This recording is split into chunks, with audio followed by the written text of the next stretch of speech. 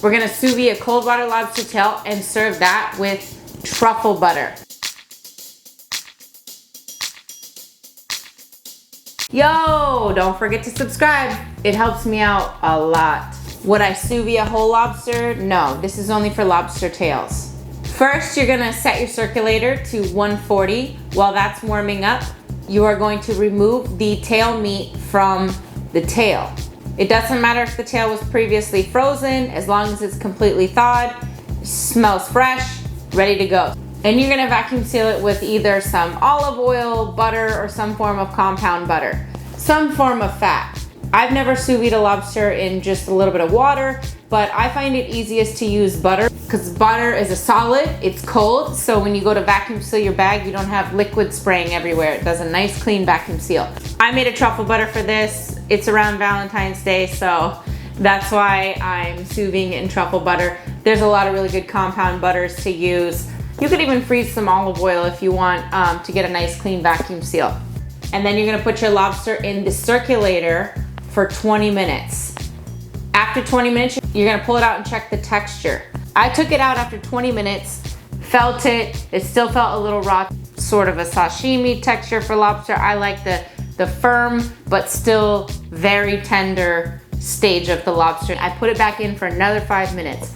When I took it out after that 5 minutes, it was perfect texture. I let it sit about 5 minutes at room temperature in the butter. Then I took the tail out of the bag, sliced it on a bias, and then I served that with some melted truffle butter. You don't need much with sous vide lobster. That's it, that's all I did.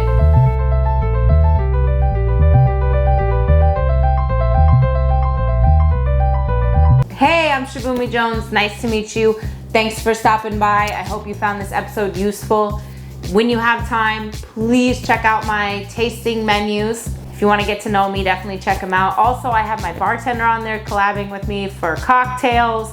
If you just wanted to know how to do something really quick, I get it, I understand. So don't forget to subscribe.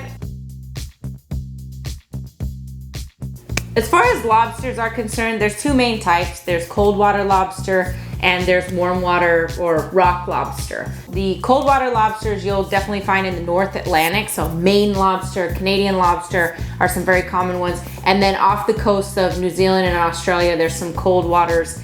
Warm water lobster like Bahamas, Florida, Thailand, Phuket lobster. The difference, cold water lobsters have giant claws and you can eat the meat off those. Also, the cold water lobster, in my opinion, is superior to the warm water lobster. The meat's like firm but tender. There's a hint of sweetness to it. It's not fishy at all.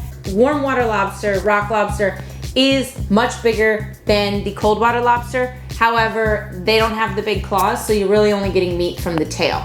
With cold water lobster, I recommend sous videing that with either just plain salted butter or herb butter, tarragon butter, dill butter, chive butter, scallion butter. You can get a little bit crazier with warm water rock lobster because the flavor is not quite as delicate as the cold water lobster. So you can go in there with curry butter. You could go in there with saffron butter is a really good one. Flavored coconut oils. The deep fried lobster, the Phuket lobster I had in Thailand, they cut it up in pieces, they deep fry it, and they serve it with some really good Thai sauces.